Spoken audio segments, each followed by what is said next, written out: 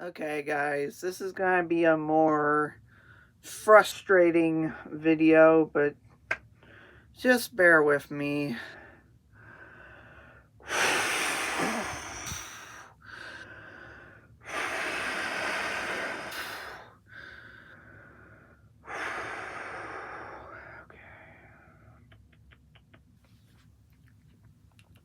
Sony is falling hard. And I mean hard. They released this console called the PlayStation 5 that has barely any games. And they released the PlayStation 5 Pro with just a slight upgrade, no disk drive, no stand, etc. And Sony is going in the hole. Most exclusives that happens on PlayStation 5, they are releasing on PC. And to make matters worse is that they think Marathon is the next biggest game ever. And Marathon is going through all kinds of controversy. I mean, art infringement. I mean, they are getting backlash heavily. And the guy at Sony said that Marathon wouldn't be a failure like Concord. That is going to ruffle some feathers to hear about. So, Sony. They barely have any games. They're always focused on live service. And they think Marathon is not going to be a failure like Concord.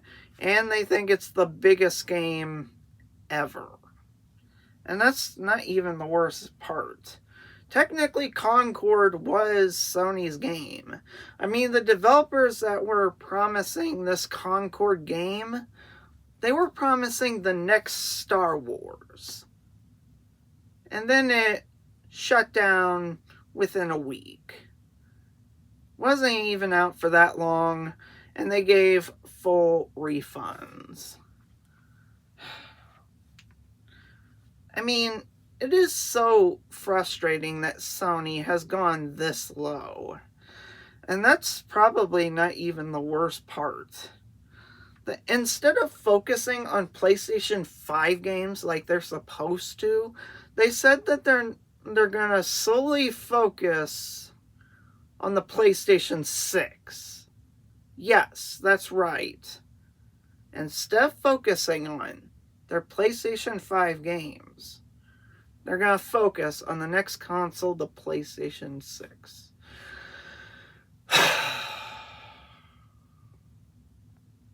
Dude. When I bought a PlayStation 1, PlayStation 1 was the most accessible console out there. And because the games were on a CD instead of one of those tape cartridge things, that Nintendo uses, like the Super Nintendo, the Nintendo 64, you get my point. Because of that leap of technology, it made PlayStation 1 the most accessible game of all time. And there is more PlayStation 1 games than any other PlayStation generation. PlayStation 2 had the compatibility of the PlayStation 1. Played PlayStation 1 games perfectly. And that's why I bought that console. Not just to buy PlayStation 2 games, but also play my PlayStation 1 games. And heck, I even have it over here right now. I can play any PlayStation 1 or 2 game consoles on it. And then the PlayStation 3 came out and had all kinds of backwards compatibility issues, but that's another topic for another day. My point is that PlayStation sucks. And I feel like they're falling from grace. This is the hardest I've ever seen Sony fall. They are falling hard.